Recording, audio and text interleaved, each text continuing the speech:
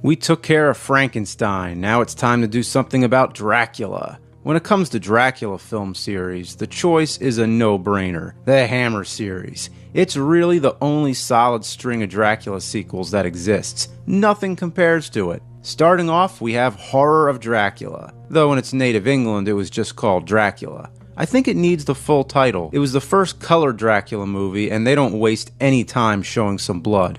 Who's bleeding? What's bleeding? Why is it dripping on the coffin? Who cares? It's gratuitous color blood. Audiences hadn't seen anything like it.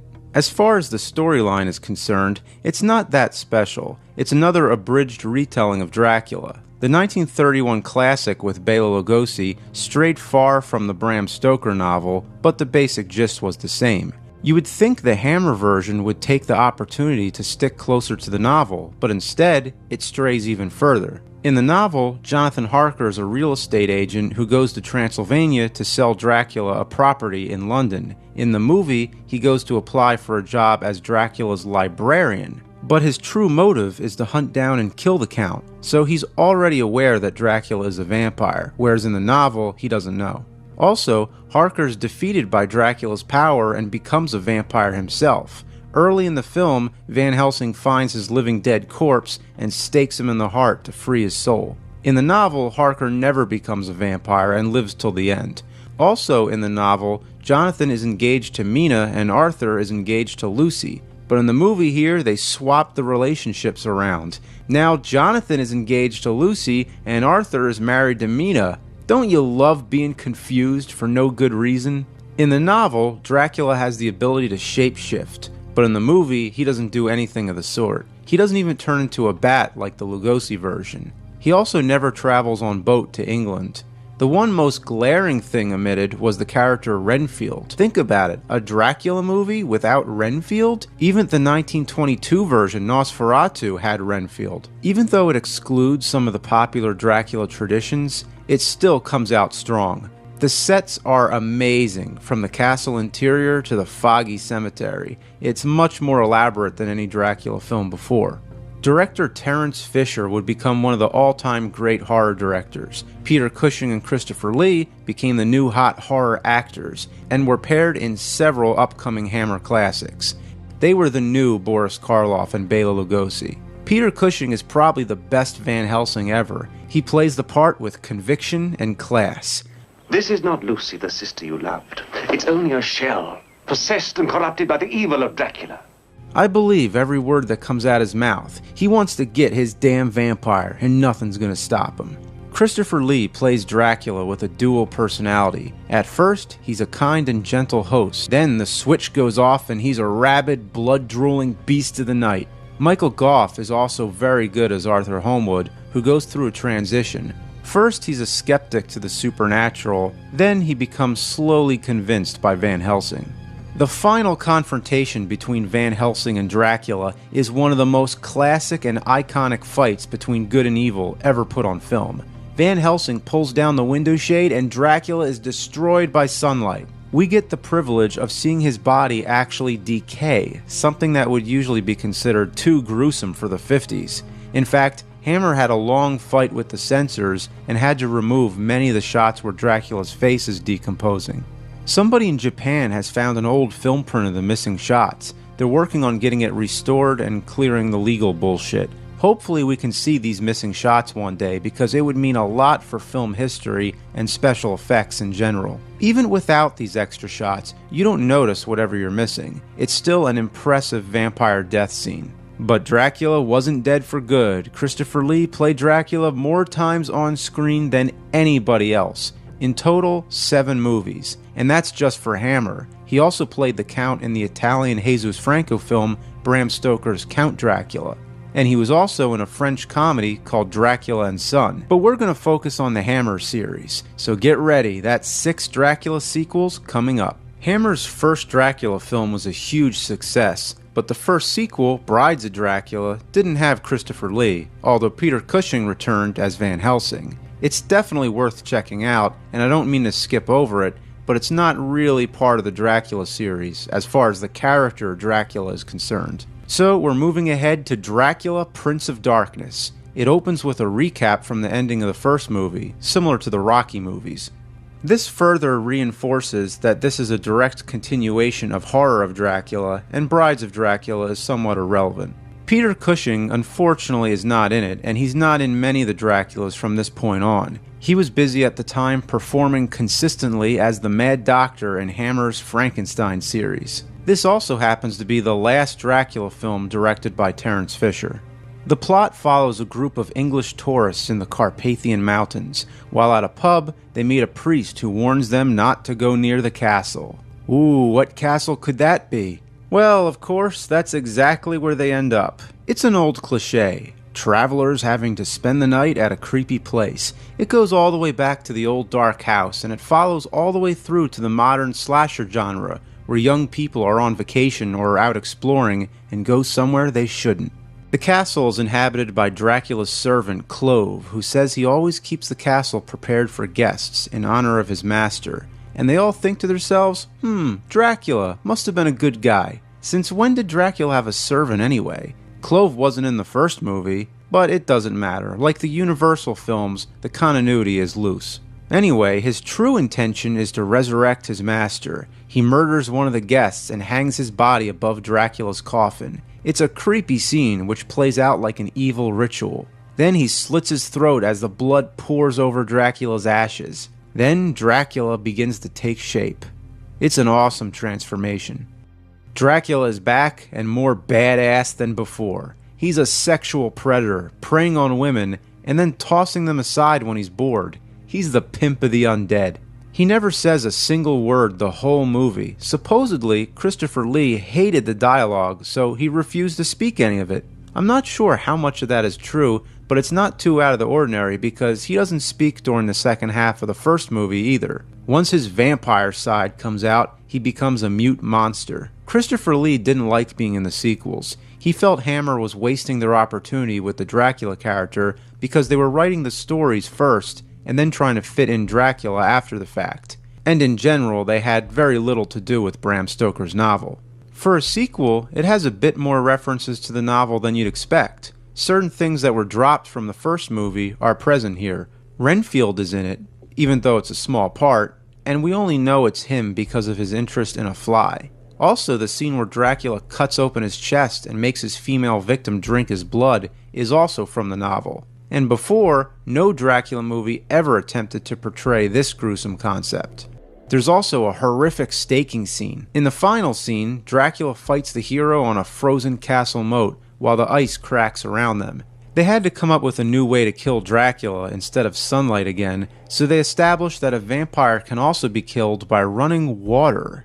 Yeah, water. You could probably kill a vampire by looking at him funny. So the Prince of Darkness is trapped under ice and lay frozen until the next films, which were becoming more frequent. Final thoughts. The storyline is very simple and it's not as groundbreaking as the first one, but in some ways, I like it better. There's a lot of suspense building up to Dracula's resurrection, and the tension is consistent the whole movie.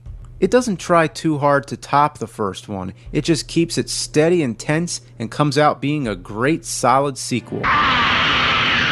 Dracula has risen from the grave. You gotta love the title, and the title screen itself. The movie begins with the discovery of a dead girl in a church. The bite marks on her neck clearly indicate that she's been killed by Dracula. Then we jump ahead a year later, and Dracula is dead, frozen under the ice, which is exactly how he ended up last time. So, wait, let's back up. If we're continuing from where the last movie left off, then who's the girl? She wasn't in the last movie, so when did Dracula have time to run off, kill a random girl, and hang her in a church bell?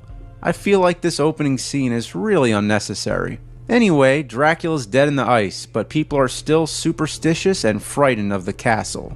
A priest decides that maybe they'll feel better if he goes to the castle, says a prayer, and hangs a cross on the door. Unfortunately, there's another priest with him who falls on the ice, cracks it, and somehow manages to bleed straight into Dracula's mouth. And that's all it takes for him to come back. Not to mention, we see Dracula's reflection. This, I guess, is another movie where they didn't establish the lore. Christopher Lee was still refusing the Dracula role, but Hammer kept begging him. Just to paraphrase Lee from interviews, he said he was told that if he didn't play the part, he would be putting people out of work. He's the most reluctant horror icon. Even if he didn't like it, he's awesome. He doesn't have many lines, but when he does, it always feels important. Now my revenge is complete. Dracula doesn't have many scenes, which isn't that uncommon. Even the novel focused on the characters who were trying to fight Dracula. Dracula was never in the forefront of the story. Whether or not this is a good Dracula movie depends how much you care about the main characters. In this regard, I think it's one of the best. The hero is a guy named Paul, played by Barry Andrews. He's not your typical vampire hunter. He's just a regular guy who doesn't even know anything about Dracula until he has to save his girlfriend, Maria, played by the beautiful Veronica Carlson. One of my favorite scenes is when he comes to dinner to meet her parents. Her father happens to be a priest and keeps asking him about where he goes to church. He reveals that he's an atheist. Even though he's respectful about it and is just trying to be honest, the father flips out. I think making him an atheist was a clever idea because that makes it harder for him to fight Dracula. You see, the running theme in all these movies is the power of good over evil. Dracula is repelled by holy signs like the cross, but since Paul doesn't believe in that, that means Dracula can overcome. He drives a stake into Dracula's heart, but it doesn't kill him because he needs to pray too. Normally the stake would be enough, but this movie changes the myth a little bit. I like that Dracula throws the stake back. His real death scene is much more symbolic. He happens to fall on a cross, representing good over evil, and then Paul finds his faith. You want to know something really weird? This movie is rated G by the Motion Picture Association of America. That's the equivalent of a children's cartoon, yet it has not one, but 2 stabbing scenes. Both are shown in explicit detail. There's blood coming out the eyes, for fuck's sakes. This should be PG-13, at least PG. Of course, there was no rating system back then. Actually, it's a little bit iffy because the film came out the same year the rating system went into effect. So we can assume the MPAA went back and rated this movie without even watching it. Dracula has risen from the grave? That's kind of like Care Bears, right? Yeah, give it a G. What were they thinking? The beginning is a bit clumsy and illogical, but the rest is pretty good. I'm interested in what's going on with the main story and not just waiting around for Dracula to show up. It's not the same Van Helsing story rehashed again, and it's not the cliché travelers wander into an old house story. This one is fresh and new. Taste the blood of Dracula. It's either one of the most brilliant of the series or one of the most idiotic, depending which way you look at it. What I love about it is the first act. The build-up to Dracula's resurrection is the most interesting of all. It centers around 3 men who are bored out of their minds. They go out at night to whorehouses, and they just don't know what to do with themselves. So they meet this guy, this wonderful nutcase named Lord Courtly, played by Ralph Bates, who happens to be a Satanist and wants to resurrect Dracula. Doesn't that sound like a fun idea? I mean, how bored could you be to bring back the Prince of Darkness? They don't know exactly what they're in for, but they go along with the plan. The first step is to buy the remains of Dracula. The shopkeeper is a man who collects rare things. He happened to be conveniently wandering through the woods in time to witness Dracula being killed in the last movie. He's kept his powdered blood, cape, and rings safe ever since, and is extremely reluctant to selling them. Getting the different parts to resurrect Dracula, I think, may have been the inspiration for the game Castlevania II: Simon's Quest. They buy the items and go to an abandoned church that's been converted into a place for satanic rituals. It's one of the creepiest and most demonic scenes in classic horror history. Courtly wears Dracula's cape and jewelry, says some evil chants, cuts his hand, turns Dracula's powdered blood back into real blood, fills their goblets with it, and orders them to drink. They refuse, so he drinks it himself, and then convulses in agony until they beat him to death with their canes. Later that night, he transforms into Dracula.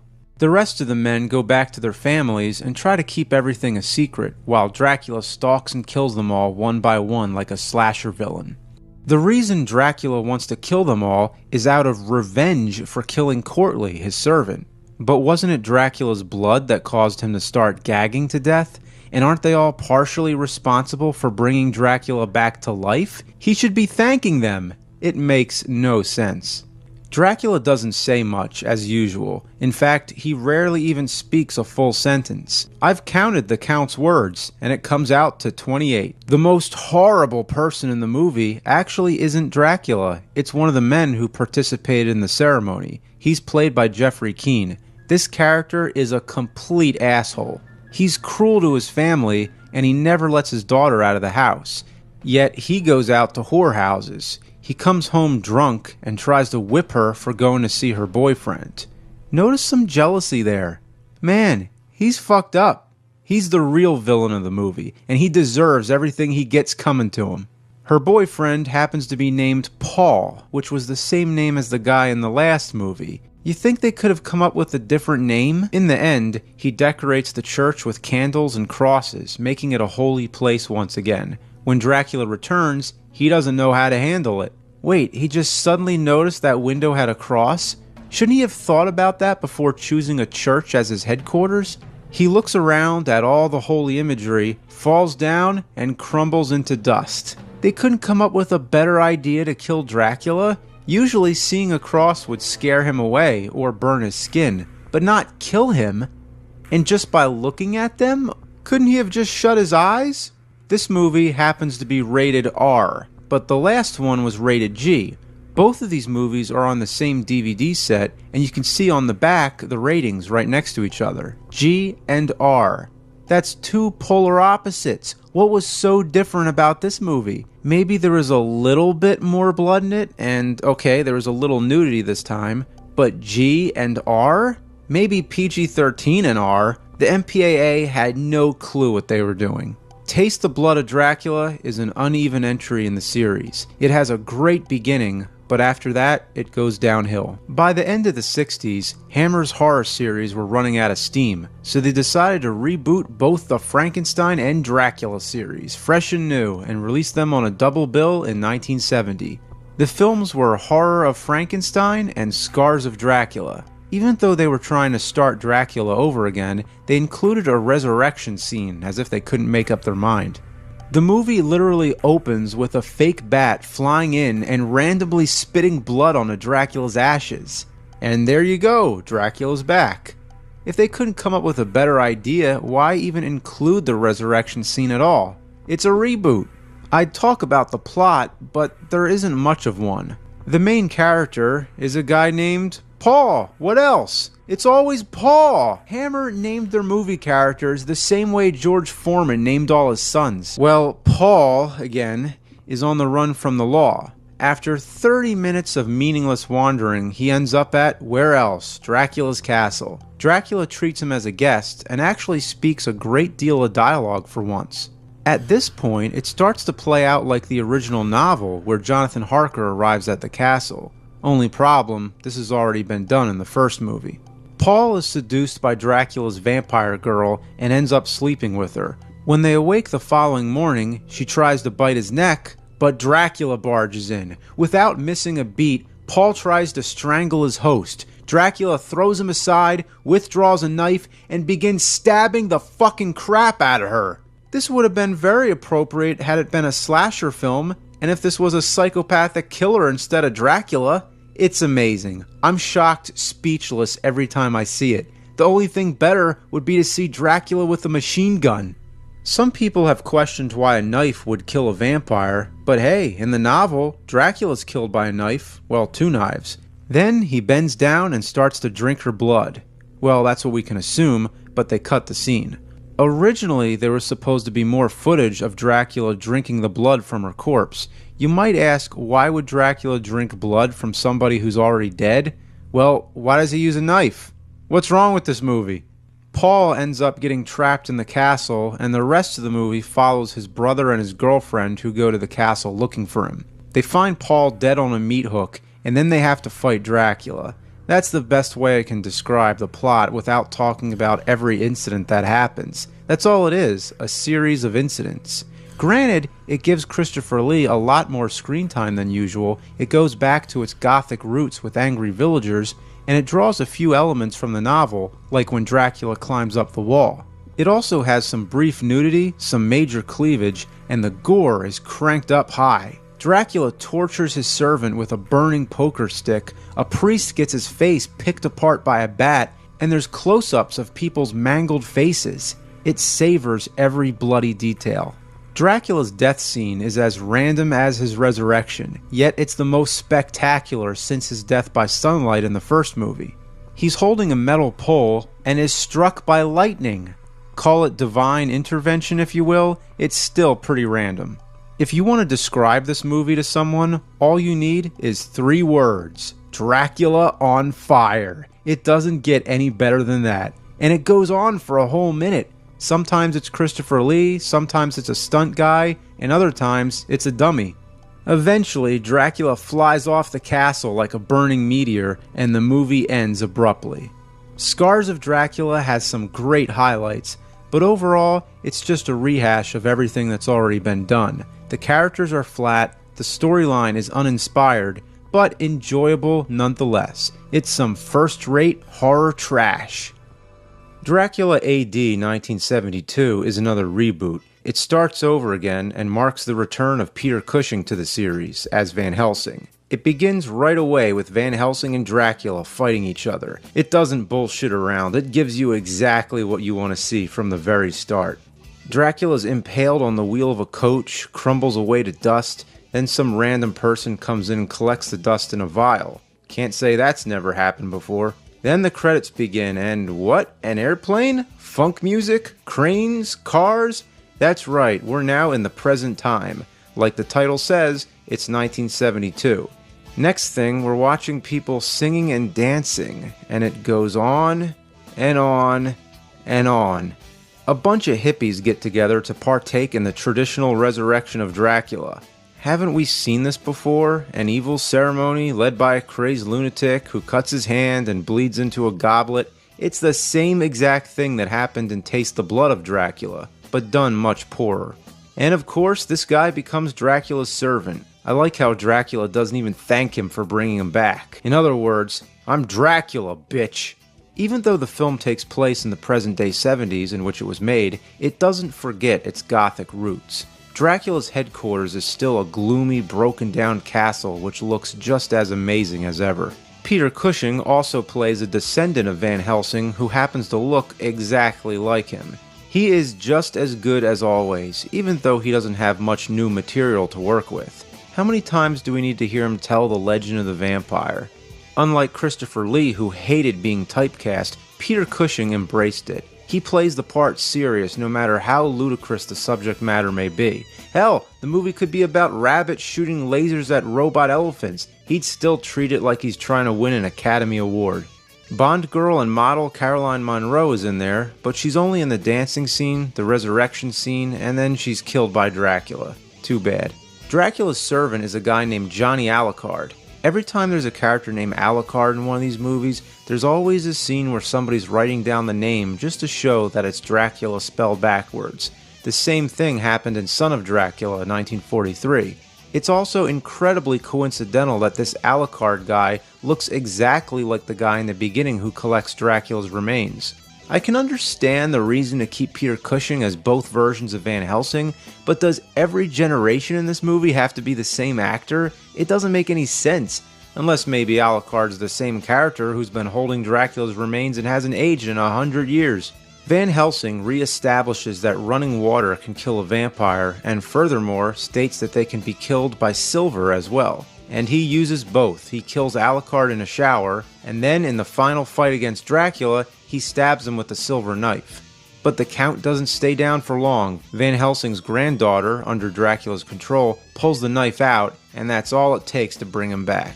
But Van Helsing has a plan B. He lures Dracula into an Indiana Jones-style booby trap full of wooden spikes. He burns his face with holy water and forces him onto the spikes with a shovel as blood spurts everywhere.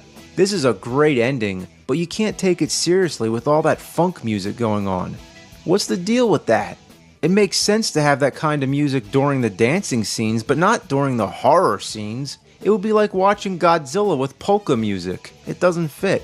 The movie generally gets negative reactions, but I don't think it's that disappointing. Sure, it takes a big risk by setting it in the present time, but it carries enough of the horror goods we come to expect. We get both Lee and Cushing back together like good old times, and get 2 Van Helsing vs. Dracula bouts for the price of 1. The beginning and ending are great, but the middle is crap. It's a shit sandwich. The Satanic Rites of Dracula, the final Hammer Dracula movie with Christopher Lee. This is the one I've seen the least amount of times. Now that I've watched it again, I've been reminded why. It's an incredibly bizarre mixture of horror, science fiction, and espionage. It's considered to be a sequel to Dracula A.D. 1972, other than the fact it's set in the same time period, it has very little connection. It comes off as a completely different film, the tone is much darker, and it takes itself very seriously. It doesn't draw attention to its 1970s time period. There's no hippies, bell-bottoms, or funk music. Dracula's resurrection is not shown or explained in any detail. He just shows up randomly at a half hour into the movie and is never seen often until the last 20 minutes. Christopher Lee always said that Dracula seemed tacked on, as if they wrote the story first and then thrown in Dracula after the fact. For this one, it couldn't be more true. There's all these satanic rituals going on and spies running around. It's as far removed from Dracula as possible and doesn't even feel like a Hammer film.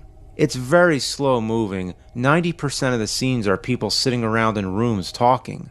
The good news is that Peter Cushing is in a lot of it. He's the star and single-handedly carries the movie, even though most of what he does is just give exposition. It's an exposition extravaganza with Van Helsing explaining stuff all the time. Every vampire rule in the book is mentioned. They don't cast a reflection or even show up in photographs. He lists all the ways a vampire can be killed. Running water, silver's mentioned again, and a new one is added to the list, a hawthorn bush. Dracula's evil scheme goes far beyond biting the necks of luscious young ladies. Now get ready for this. This is the part where you'd either say the series completely jumps the shark or becomes more awesome than ever. Dracula is working on developing a new form of bacteria similar to the bubonic plague that will kill everyone in the world.